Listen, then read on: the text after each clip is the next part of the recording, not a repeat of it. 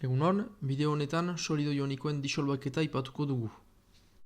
Beraz, lehenik jakin behar duzuena da, badirela bi solido mota. Solido ionikoak, bideo honetan aipatuko ditugunak, eta solido molekulajak. Eta solido molekulajak bi motakoak izaiten aldira, beraz, polajak edo apolajak. Hori hirugarren gaian ikusi dugu. Eta solido ionikoen kasuan, dira olako blokeak, katioi eta anioiekin. Eta antolatzen dira manera batean kohesio bat izaiteko. Zuek jakin behar duzuena da solido ioniko horiek nola disolbatzen diren soluzio batean. Beraz, eman dezagun hor baduzue ur baso bat eta ezagri dugu gatza barnean. Beraz, gatza dira solido ionikoak, olakoak, eta hiru etapa desberdinetan disolbatzen dira. Beraz, lehenik solido ionikoa desegiten da, nahi du bloke hori desegiten dela. Ioiak hor inguratzen dira disolbatzailez, beraz ur molekuletaz, eta azkenik soluzioan banatzen dira ioi horiek. Orain aztertuko dugu nola atxemaiten dugun solido ioniko baten disolbaketaren ekuazioa, eta nola kalkulatzen diren ioien konzentrazioak. Beraz, lehenik hartuko dugu adibide hori hor, kobre kloruroaren disolbaketa uran. Lehenik egin nahi duguna da solido ioniko horren disolbaketaren ekuazioa idaztea. Beraz, disolbaketa da beti ezkerrean hemen solido ionikoa, da astapeneko egoera, eta hori zatitzen denean zer ioi badiren hor. Eta beraz, ioien atxemaiteko bada metodo bat. Metodo honetan begiratu behar dugu lehenik solido ionikoa zer elementu kimikoetaz osatua den. Beraz, Cu eta Cl kasu honetan. Eta bigarrenean ikusi duzue, jakiten aldela zer ioi emanen duen atomo batek. Hori taula periodikoarekin. Beraz, atomo baten helburua da beti gas noble hurbilenaren egitura elektronikoa lortzea. Hemen badugu Cl, beraz Clek irabazi behar du elektroi bat, argonaren egitura elektronikoa lortzeko. Ondorioz, Clek emaiten duen ioia da Cl minus. Eta hortik atxemaiten aldugu kobreak emaiten duen ioia. Zenta hor ikusten dugu badirela bi Cl, beraz bi karga minus, eta badakigu solido ioniko bat neutroa dela elektrikoki. Beraz kargak hor bi ioien kargak konpentsatu behar dira. Baditugu bi Cl minus, beraz Cu izan behar da bi plus, zenta badugu Cu bakar bat. Eta hortik beraz idazten aldugu gure disolbaketaren ekuazioa. Solido ionikoa, Cu bi plus gehi bi aldiz Cl minus. Beraz, gehienetan ariketak hasiko dira hori eskatuz, disolbaketaren ekuazioa. Baina ondotik eskatuko digute ioi desberdinen edo espezie kimiko desberdinen materia kantitateak edo konzentrazioak kalkulatzea. Beraz, hor, berriz ere erabiltzen aldugu aintzinamendu taula, baina gure disolbaketaren ekuazioarekin. Baina ber printzipioa izanen da. Lehen lehoan da hasiera, bigarren lehoa da bukaera. Beraz, hastapenean ezagri dugu solido ioniko kantitate bat, eman dezagun gatza kantitatea uran, eta momentuko ez da disolbatu, ez da ioik banatu hor soluzioan. Baina bukaeran, solidoa normalki osoki deseginda, ez bada saturatua soluzioa, eta hemen ukaiten aditugu, beraz bi ioien materia kantitateak. Orain, ioien konzentrazioak kalkulatzeko, ikusiko duzue, olako idazkera bat. Beti, horrek egin nahi du Cu2 plus ioiaren konzentrazioa soluzioan. Beraz, hori konzentrazioa da materia kantitatea, zati volumena. Hori da mol litroka, eman dezagun, beraz gainean mol, azpian litro. Cl minus ioiaren zat berdin, guk nahi duguna da hor materia kantitateak ordezkatzea aintzinamendu taulan ditugun datuekin. Beraz eginen duguna da irakurriko dugula hemen taulan, hemen Cu2 plusen kasuan da isa max, eta Cl minusen kasuan da bi isa max. Beraz hor, hola idazten alditugu gure bi kalkuluak. Beraz horiek dira oinarrizko ezagutzak. Orain ikusiko dugu ariketa baten bidez nola aplikatzen den hori. Beraz, orain, gai honetan entrenatzeko eginen dugu elgarrekin laugarren ebaluaketan ukandu zuen antzeko ariketa bat. Baina elgarrekin begiratu aintzin, lehenik entxeatu zuen aldetik bideoa geldituz. Lehen bi galderetan eskatzen digute bi disolbaketa desberdinen ekuazioak idaztea. Eta 3 eta 4, beraz dira disolbaketa bakotsarentzat, kalkulatzea espezie kimiko desberdinen materia kantitateak eta konzentrazioak soluzioan. Beraz, badakigu solido ioniko bat elektrikoki neutroa izan behar dela. Egen nahi du bi ioien kargak hor horrekatu behar direla. Eta hemen, azpiko bi horienak ere. Beraz, horren egiteko, hemen idatzi dizuet, CA2 plus horren horrekatzeko, hemen ezagri behar ditugu bi OH minus. Karga horotara 0 izaiteko. Beraz, berda, bi aldiz ioi hori. Eta hortik atxemaiten dugu solido ionikoa. Azpian, K plus eta OH minus elgarrekin, jadanik karga neutroa dute. Beraz, ez dugu zenbakirik ezagri behar, hemen solido ionikoa hori da.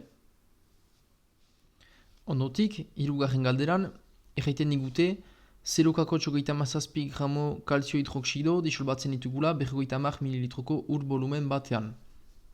Beraz, gure datuak horiek dira. Eta hor, segituko dugu erakutsi dudan BER metodoa aintzinamendu taularekin. Beraz, hemen idatzi ditut nire datuak, egin dut unitate aldaketa bat, eta hemen aintzinamendu taula.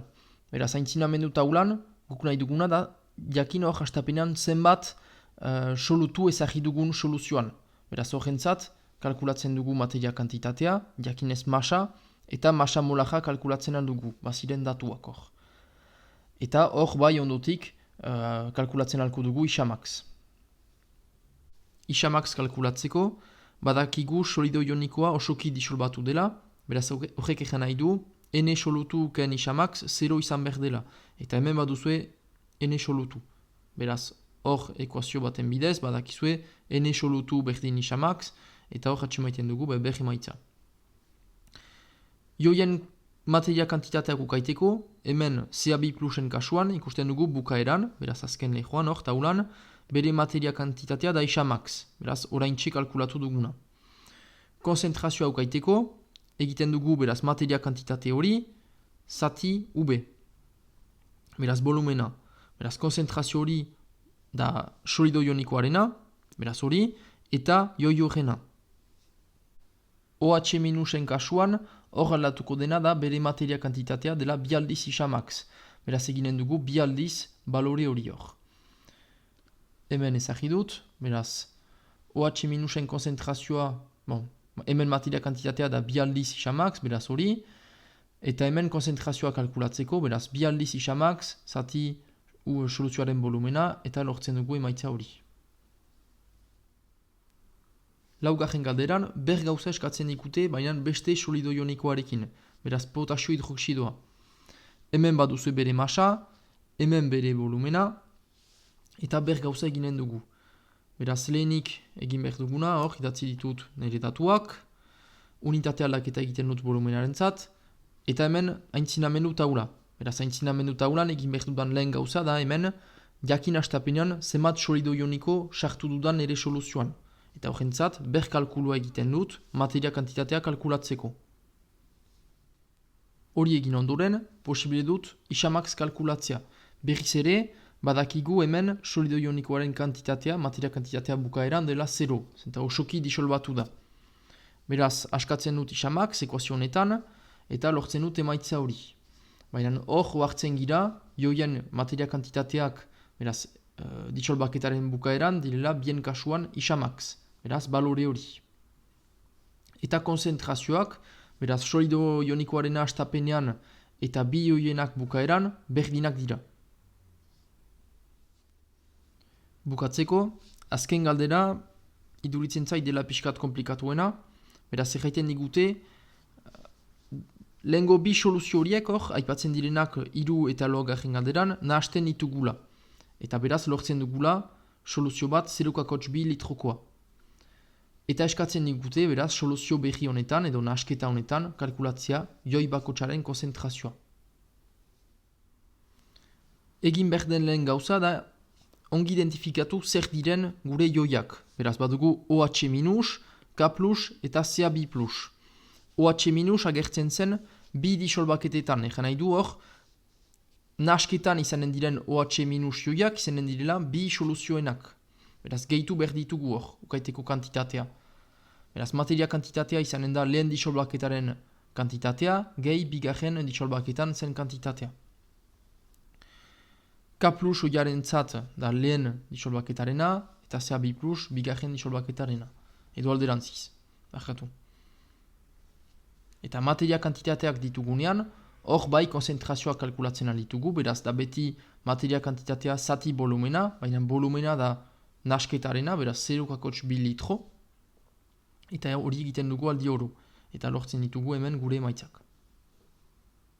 Ariketa honetan, arazo gehienak agertu ziren hor lehen parte honetan, materia kantitateen kalkulatzeko. Beraz, hor egin behar duzunan, ere ustez, da ongi ulertu egoera eta zer eskatzen den. Hor, hasten altziste eginez, marrazki bat, ez dakit olako zerbait, exe bat soluzioa, gehi exe bi soluzioa, horrek emaiten du nasketa.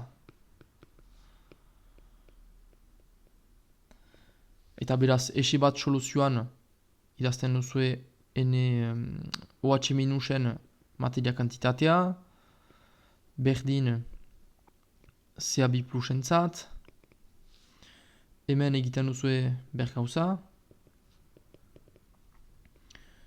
hemen K+, eta gure helburua da bukaeran hor jakitea joi bakotsaren konzentrazioa beraz. Zenbat OH bat diren, zenbat K+, eta zenbat Ca2+. Eta hortik konzentrazioa kalkulatzen alko ditugu.